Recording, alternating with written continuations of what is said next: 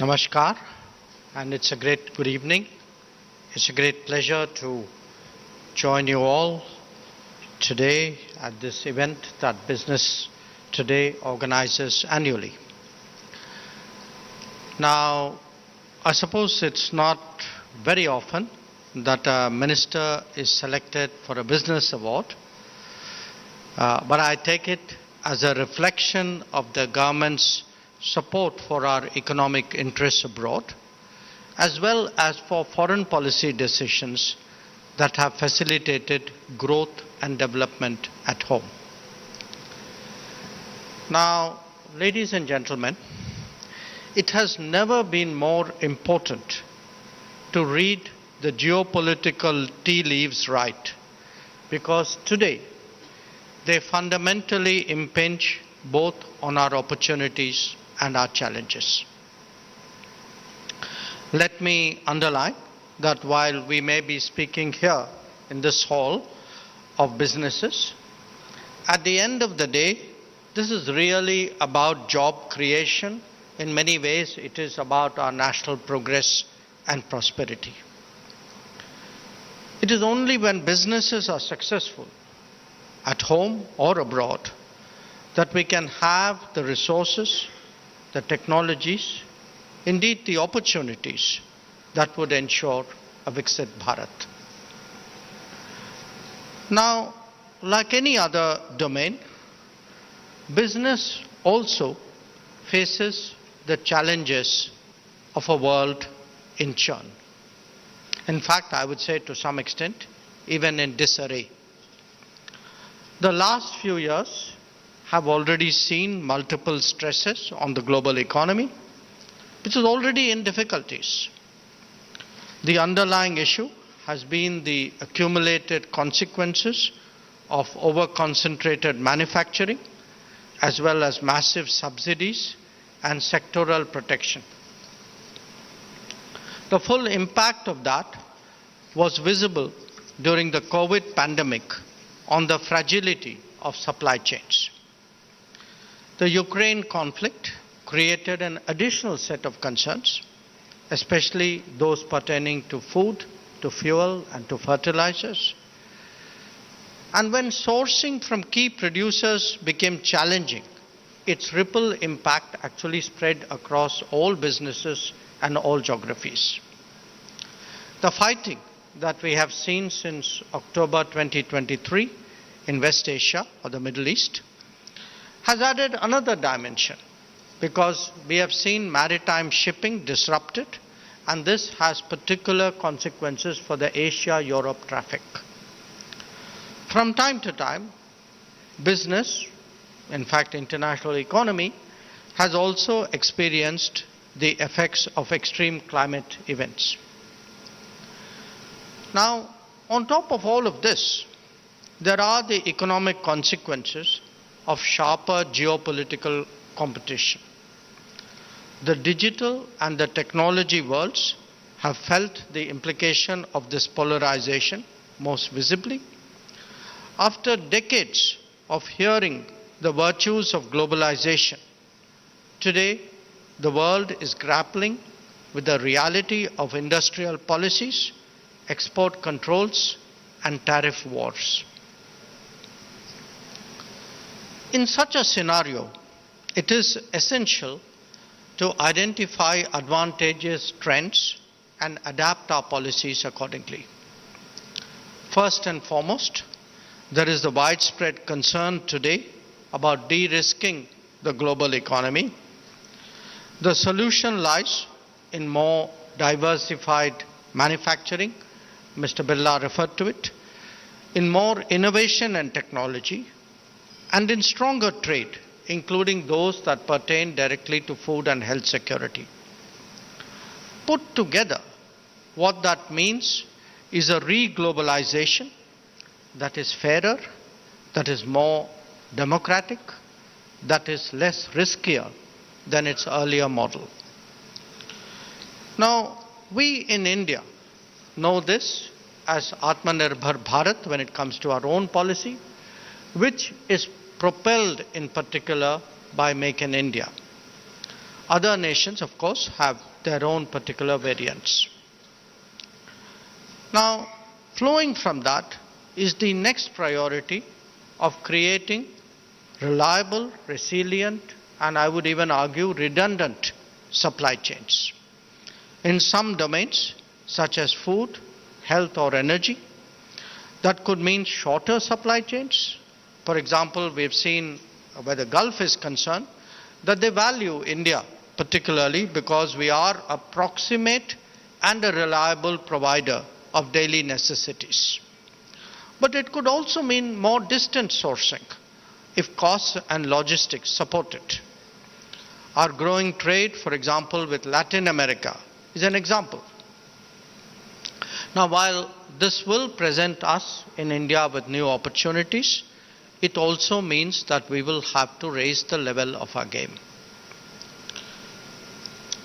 The infrastructure progress that we have seen, especially after we launched the Gati Shakti initiative, has also been greatly helpful in this regard. We need today a parallel endeavor in regard to human resources so that our skills and talents meet the requirements of our contemporary times. There is a reordering happening right now, both in terms of location and flows.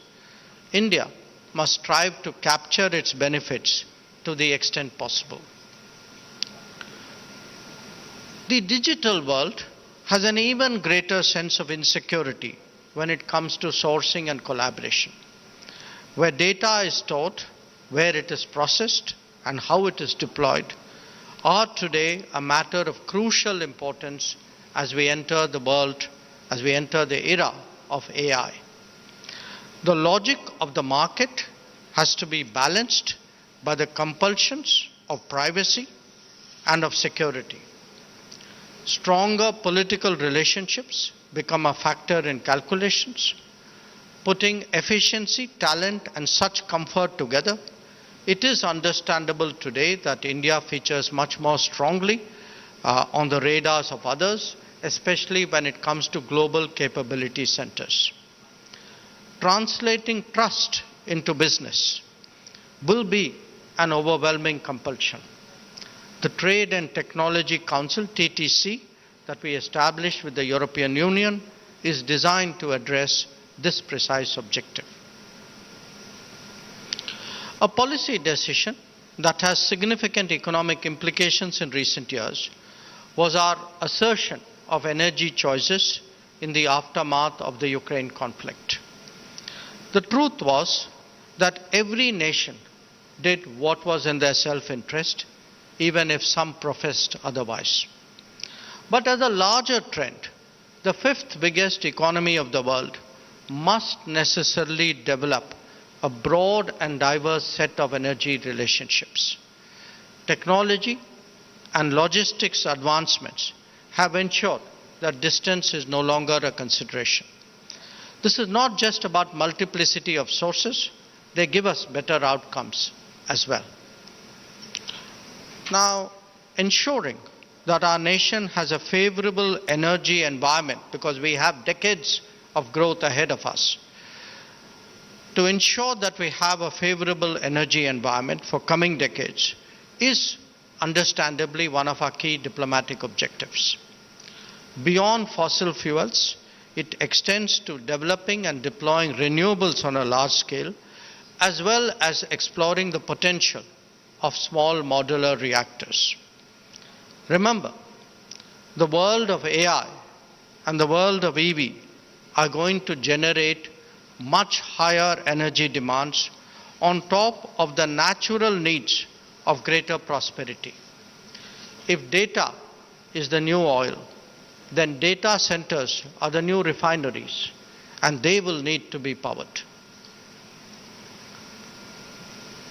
Ladies and gentlemen, the global marketplace was always a competitive one.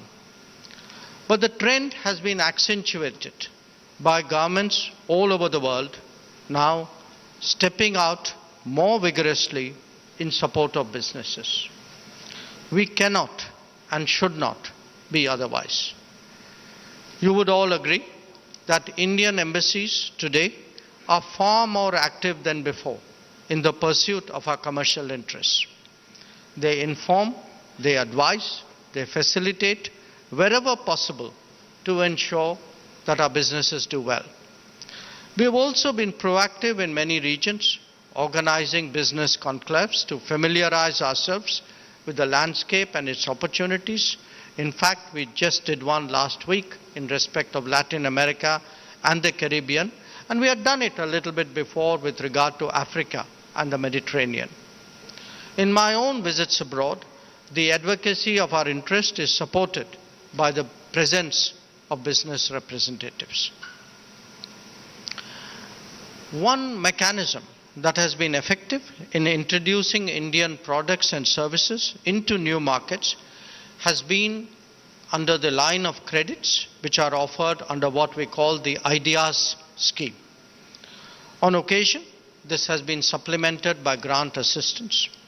In the last decade, we have engaged as many as 78 nations, so 78 different markets, through such mechanisms. In many cases, whether it is projects, exports, or servicing, there have been repeat orders or additional businesses directly placed by the partner nation, or in fact by others for whom work, even if not done in their own country, has nevertheless served as a reference point. So we have seen this from water pipelines to road building to power transmission, even to the supply of buses. Now, as we contemplate a more technology and services driven future, it is important to plan and prepare for the global workplace. The mismatch between demand and demography is by now glaringly apparent in many societies. But the reconciliation does not happen by itself. It requires engaging the concerned governments as well as building a national brand of talent and of our work ethic. With many nations, it has taken the form of mobility partnerships. Others have preferred a less structured solution that are based on their own practices and pathways. We have, in fact, steered our partner nations towards educational talent and skill reservoirs so that they understand the value that India today has to offer. This has involved engaging government agencies as much as educational institutions, corporates, and service providers. As our citizens go out in greater numbers for business, for jobs, for education, or even for tourism, it is also important that they feel secure in their travels. We have gone the extra mile to ensure, whether it is through evacuation operations, resources for assisting those in distress, or just something as simple as efficient replacement of travel documents. We have gone the extra mile to ensure that this happens. Another facet of globalization has been the growth of tourism. Today, we see that not just as a leisure industry, but one essential to the MICE world, as indeed to the medical one. As India connects better through stronger aviation and more airports, the potential that tourism holds as an economic driver only increases. In fact, just as GCC addresses the demands of industry, a similar phenomenon is unfolding in respect of health.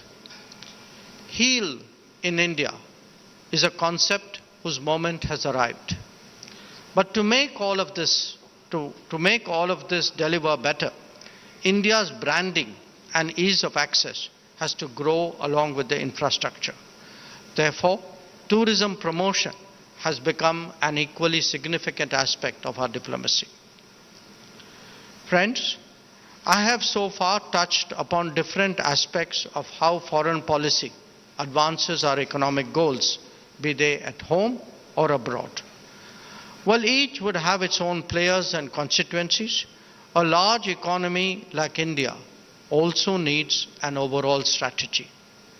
You can call it a business strategy, an economic one, or the core of our efforts to promote and strengthen our comprehensive national power.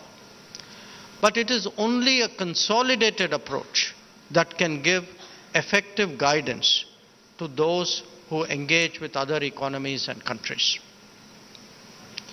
At its most basic level, such a strategy would lay out a landscape of our challenges and opportunities in national terms. Going beyond that, it spells out specific domains for advantageous engagement. On occasion, it could highlight risks and issues in particular relationships or transactions. But most of all, it is only through strategizing that we can bridge divides and expand convergences. Moreover, by pulling together different dimensions of our strengths and attractions, we can actually credibly present brand India before the world. A strategic approach also helps to widen options. In the current polarized era, India is among the few nations that can simultaneously engage Russia and Ukraine, Israel and Iran, the democratic West and the global South, and the BRICS and the Quad. We have initiated or joined more than 40 different groupings devoted to specific agendas, from renewables and biofuels to disaster resilience and connectivity. Even in a sensitive domain like defense or security, Indian diplomacy actually ensures that both our armed forces and our businesses have the widest possible selection of partners. When it comes to international cooperation, we have also shown the ability to forge different combinations for different domains, be it trade, technology, energy, or security. The endeavor in the final analysis is to keep as many doors open as possible. I have always maintained that Sabka Saath, Sabka Vikas applies equally to foreign policy. Trade agreements have always occupied a salient position when it comes to our global economic engagement. This is even more so now, a reality that India must recognize. Currently, we are engaged in three particularly important negotiations: the FTAs with European Union and the United Kingdom, and the BTA with the United States. Just this week, we launched negotiations with New Zealand as well. There are also a few others which were already in the pipeline. In the current uncertain and volatile world, it is essential that we appreciate the value of such endeavors.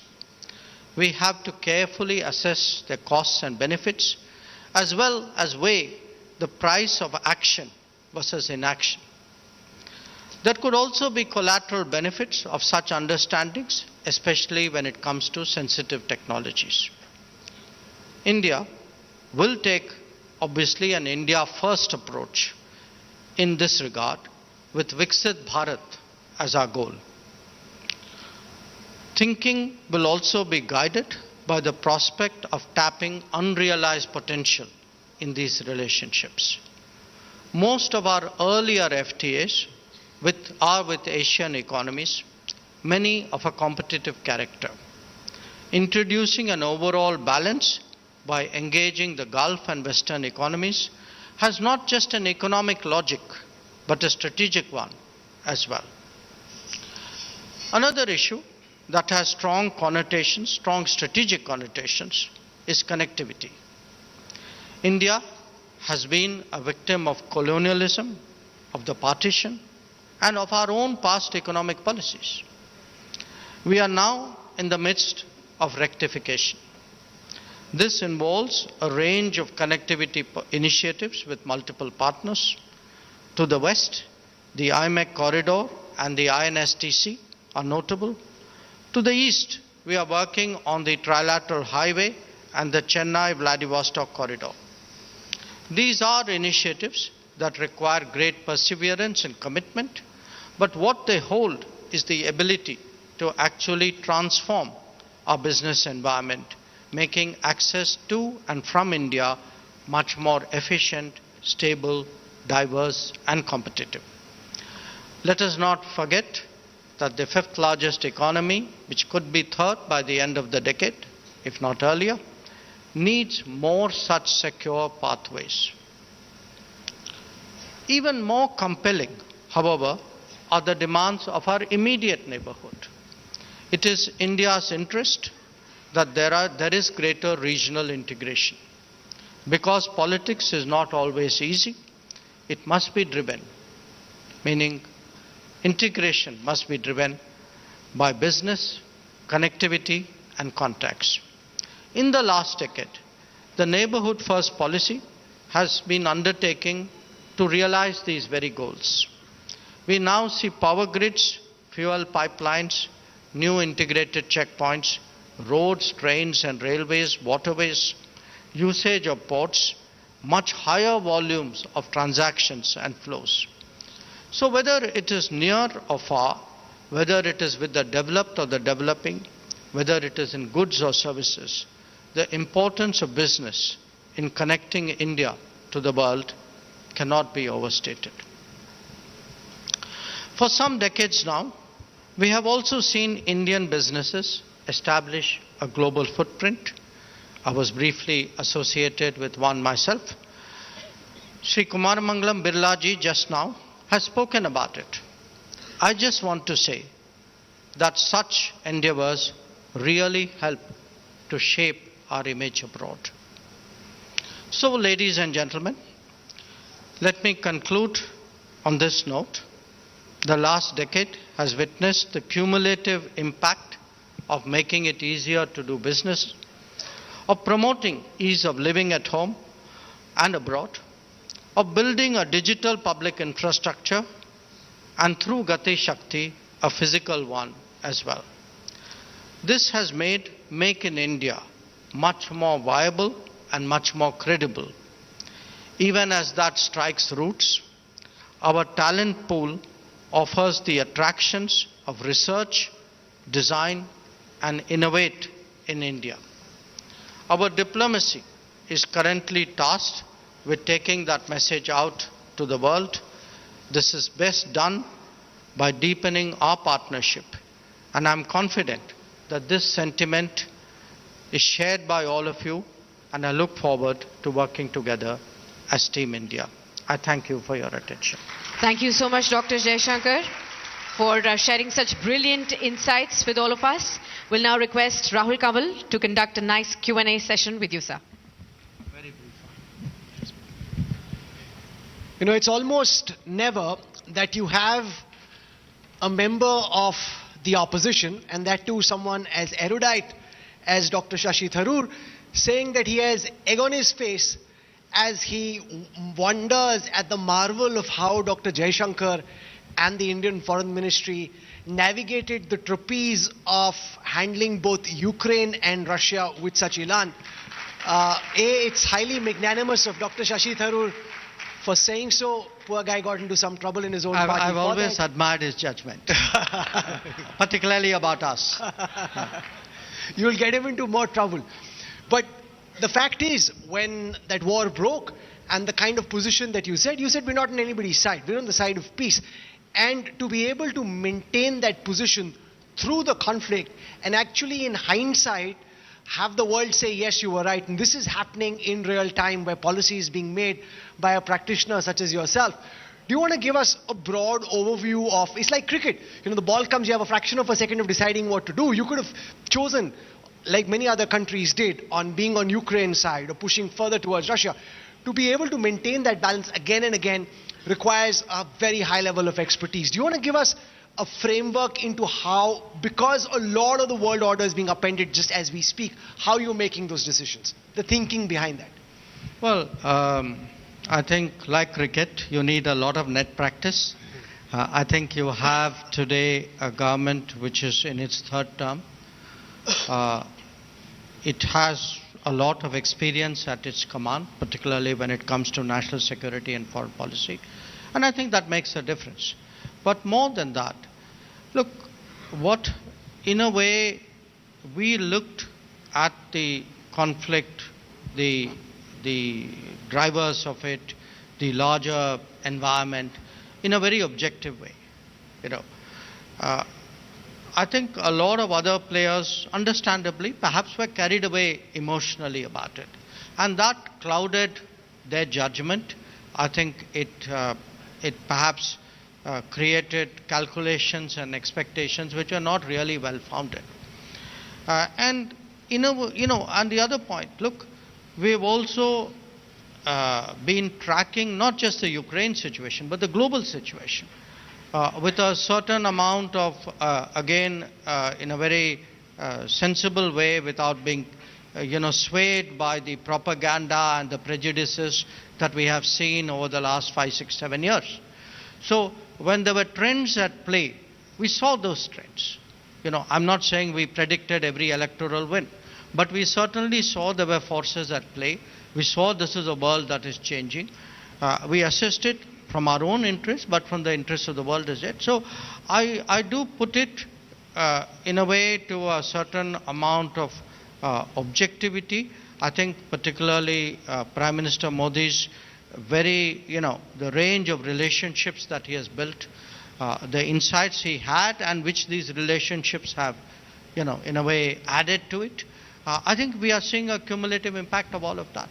I'm sure many of you sitting here already know, but Dr. Jaishankar's father, K. Subramaniam, was one of India's foremost strategic affairs experts. And one of the things Dr. J is very, very passionate about is to try and inculcate Indian strategic doctrine, from the Ramayana to the Mahabharata to Chanakya, Kautilya, and you've even written books about that. To what extent have you succeeded in ensuring that Indian foreign policy practitioners, students, and the public at large refer to Indian strategic doctrine when they try and make a framework of how to look at what's happening in the world? It's very hard for me to give a reply about how well or not well I have done. I think the answer is there. But what I have seen over the last, say, 10, 11 years, I have seen in the country, among people who you would not normally expect, much greater interest in foreign policy, what we are doing. There are many reasons for it. One is technology, social media, smartphones. People are more connected. They are able to understand and take interest in many more things. There is also a sense, they are my people. Somebody is looking after them. I should also be involved in that process. So I think the behavior of the government and the policies of the government have instilled in the people a much greater sense of pride and a sense of ownership about what happens abroad. But beyond that, I feel in many ways, look, if you give an analogy, an example which people identify, you tell people, acha wo, look at this Ukraine. Now let me tell you, wo Mahabharat mein bhi aisa hota tha. Or Bhagwan Shri Krishna he gave this advice in that situation. Immediately people get it. So, when you tell, for example, I've built a lot, both, one book to some extent on what Sri Krishna did on the Mahabharata, the other one to some extent on what, Hanuman did in service of Prabhu Sri Ram. So, if you appeal or make people think about something they know well, they immediately get it.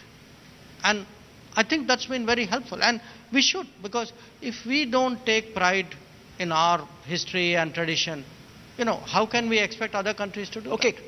Quiz question. Who were amongst the greatest diplomats in Indian history? You can just put your hand up if you think you know the answer.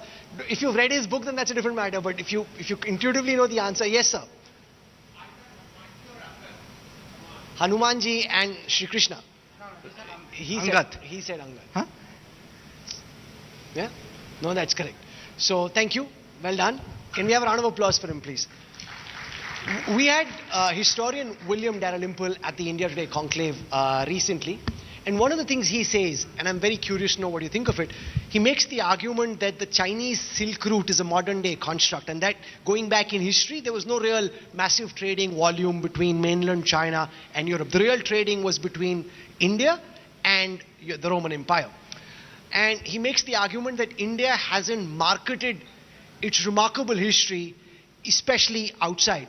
And also the fact that the likes of, say, an Aryabhat, Brahmagupta, Indians don't know as much about, and that should be known much more. How do you look at the fact that Xi Jinping and China, modern day China, has done a much more masterful job of manufacturing myth and pushing the history as they'd like the world to see it versus what we've been able to do so far? No, I don't think this is a result of what has been happening in the last few years.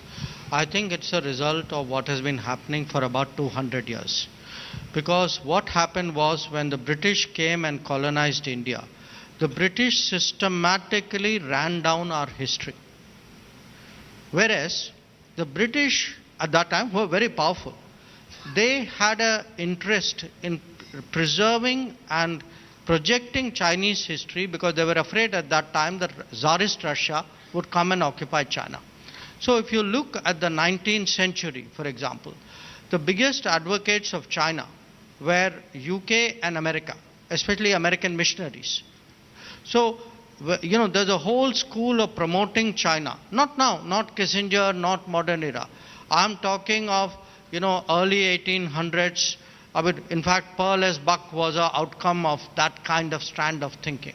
So, building up China was always, not always, but for a long time, a strategic objective of the West, building them up as a society, praising their achievements, history, and running us down was equally a strategic compulsion of the West. So today, actually, we are starting this competition, or you can say this, projecting of image from very different starting points. I think we have a harder job, and therefore we'll work harder.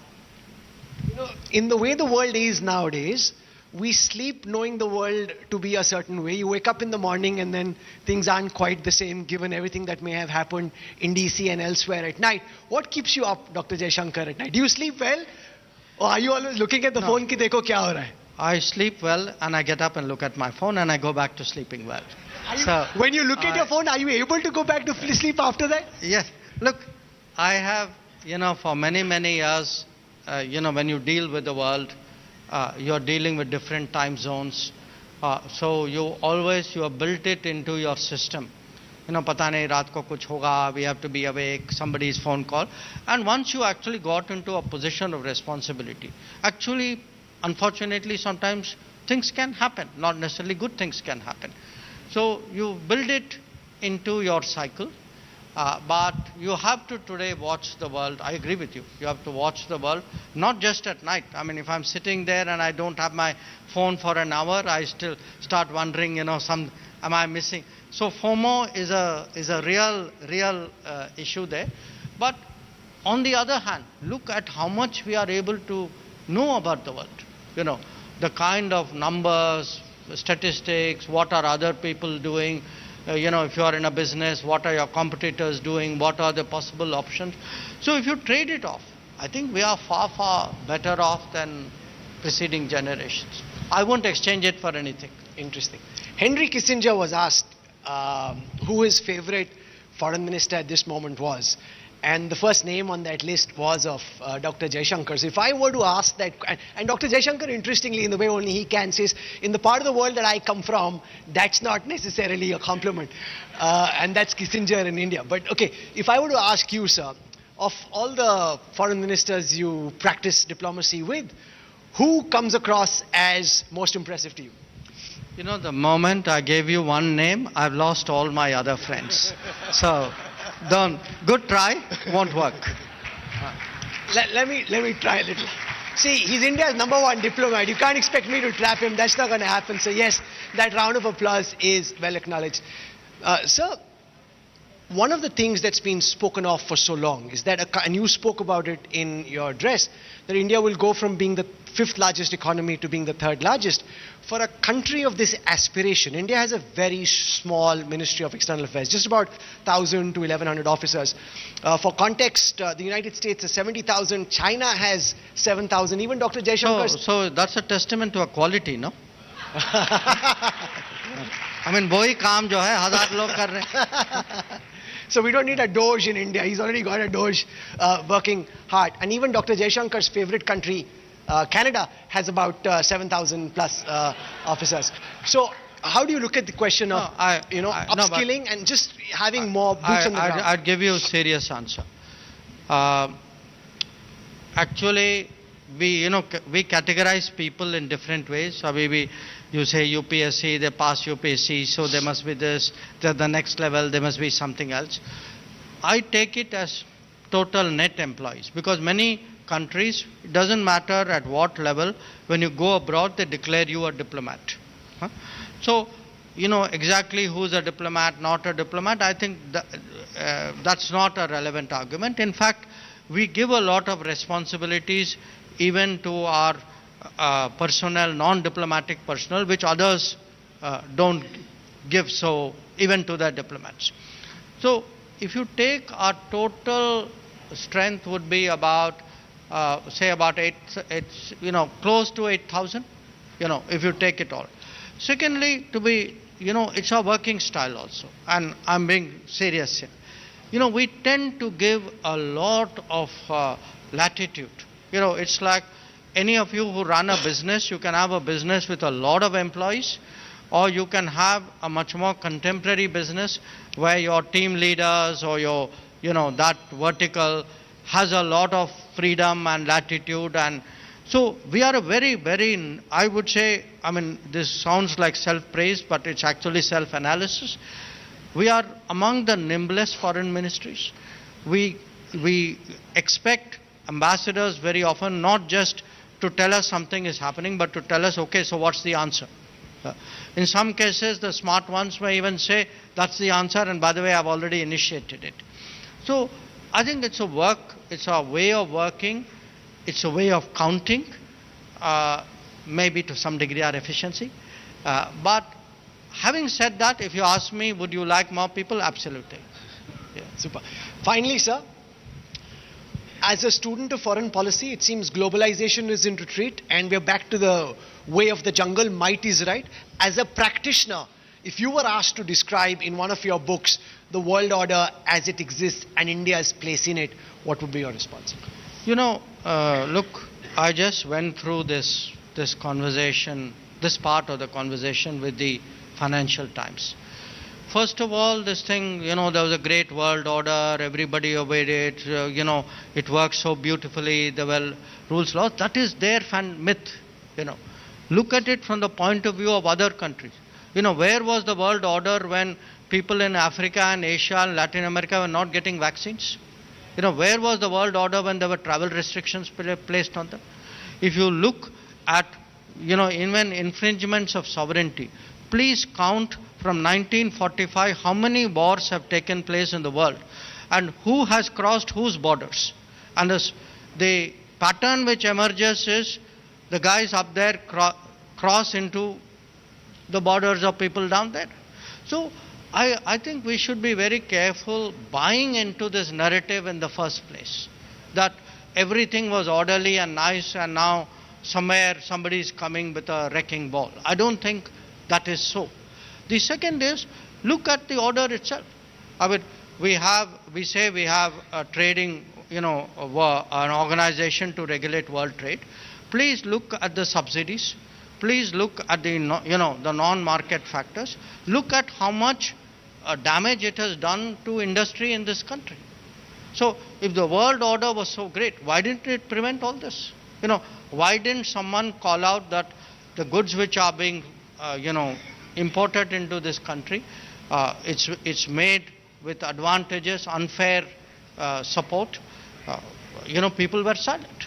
So I don't buy this idea that everything was great and now things are going to be, somehow not good. I think there were very big problems before. Many of us did not have the courage to stand up and call it out. I think we were one of them who did. Even connectivity.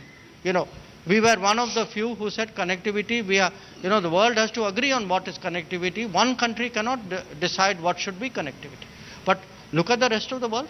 How many of them spoke up?